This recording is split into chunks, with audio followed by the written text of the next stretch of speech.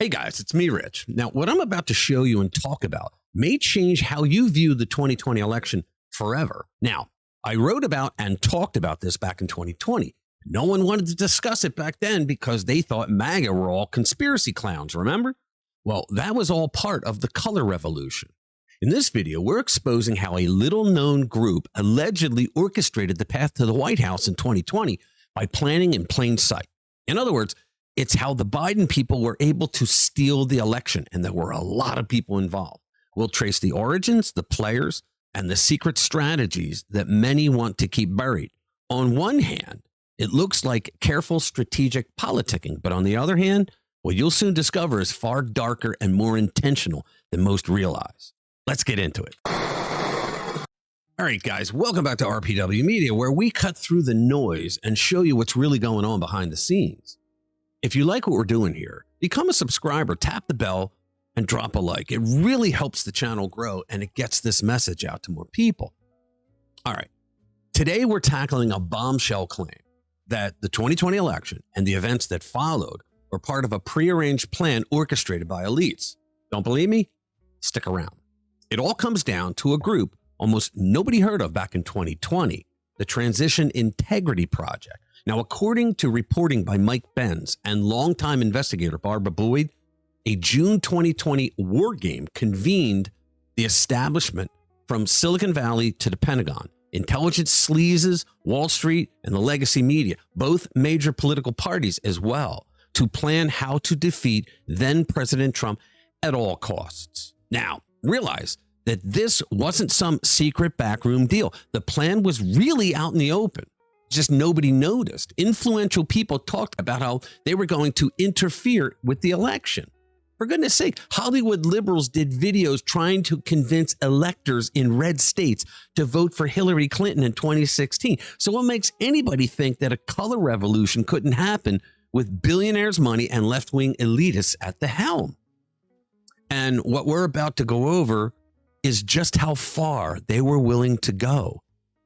In that war room, so to speak, were high-profile names you've heard, political insiders, media puppeteers, and parrots alike.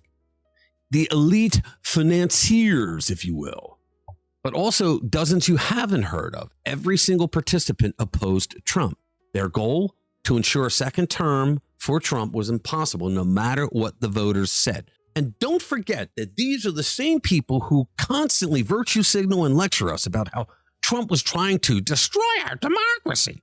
One of the fundamental basic rights in a constitutional republic is that you get to vote for who you want to represent you. And these people went way over the line to take that away from you.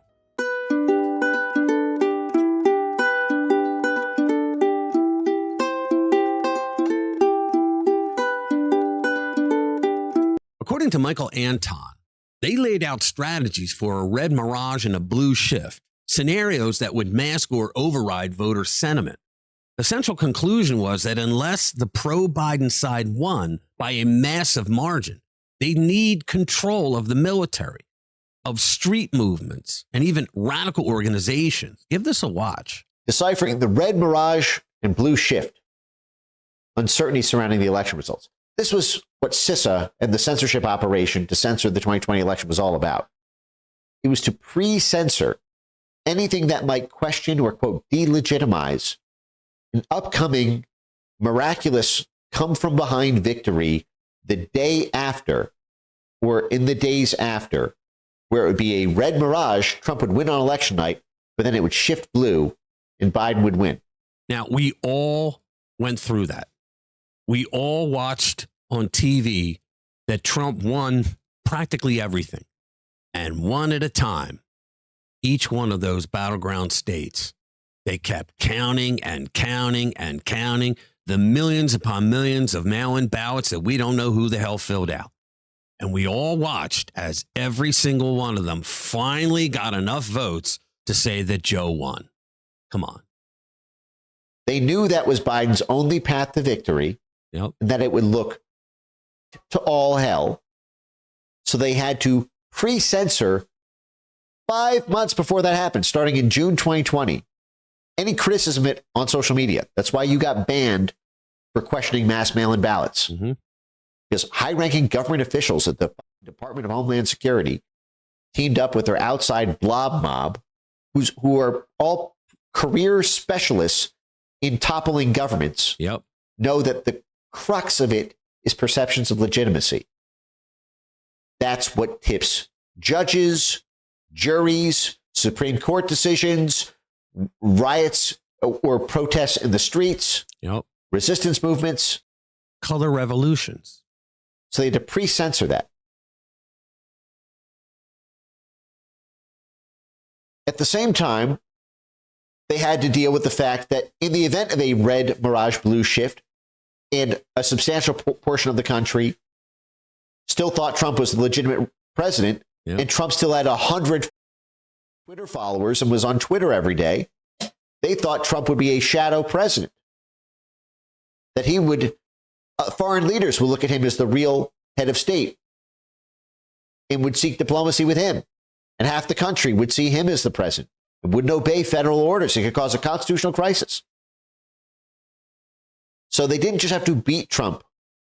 They had to stop Trumpism after Trump, even if they won in the red mirage blue shift.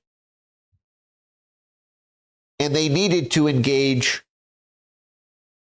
in color revolution preparations in case Trump won.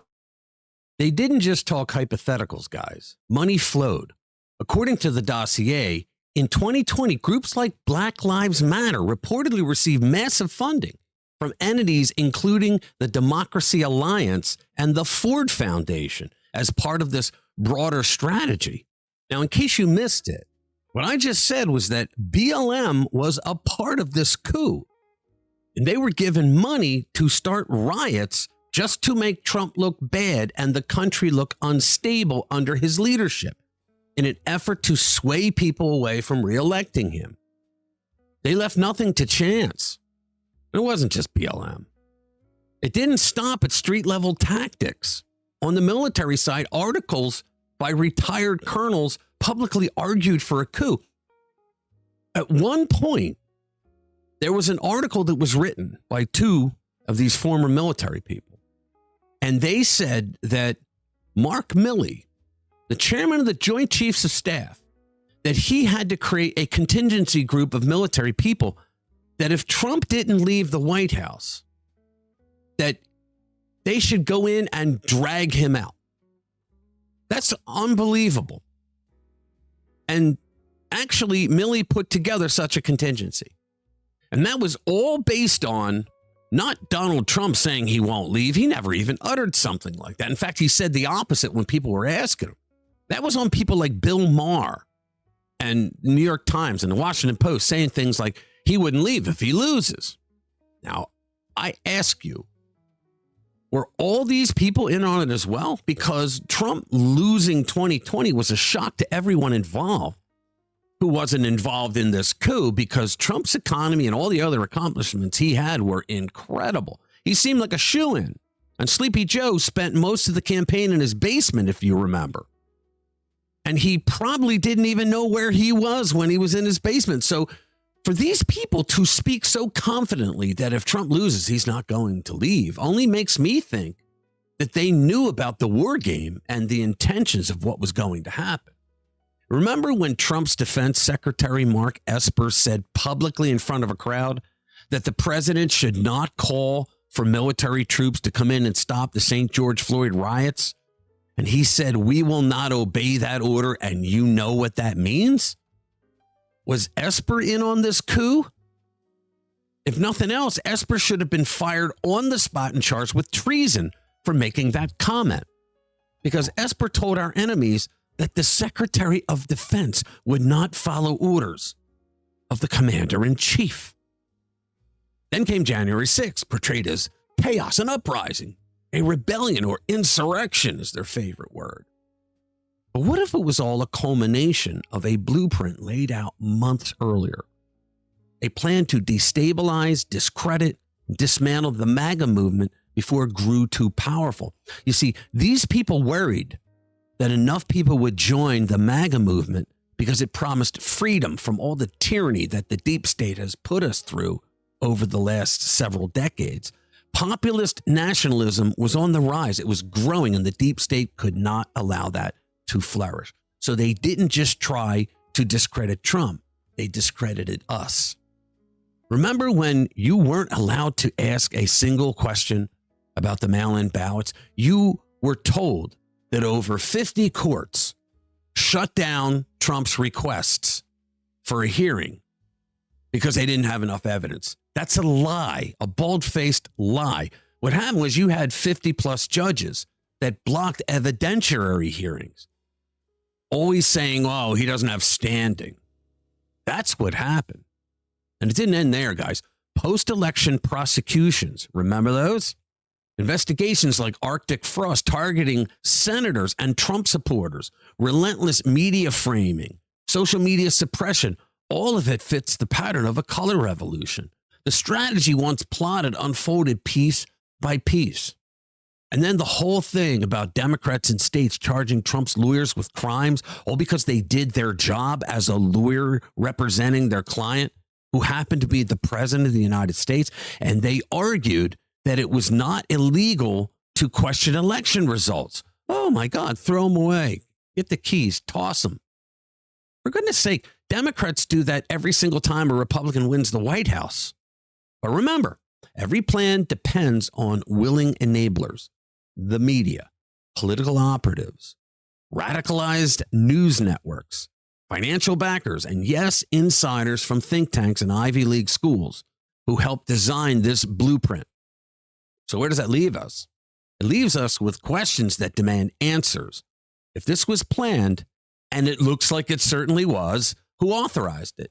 Who funded it? And most importantly, who makes us believe that it was a spontaneous thing? Maybe it's ugly. Maybe it's unsettling. But uncovering this, putting all the pieces together, gives us power. Knowledge is the first step toward accountability. And once people know the truth, real pressure can be applied. Truth has a way of trumping even the darkest of conspiracies. So tell me what you think, guys, in the comments below. I like hearing from you guys. You know that. Thank you for watching. I'll see you in the next one.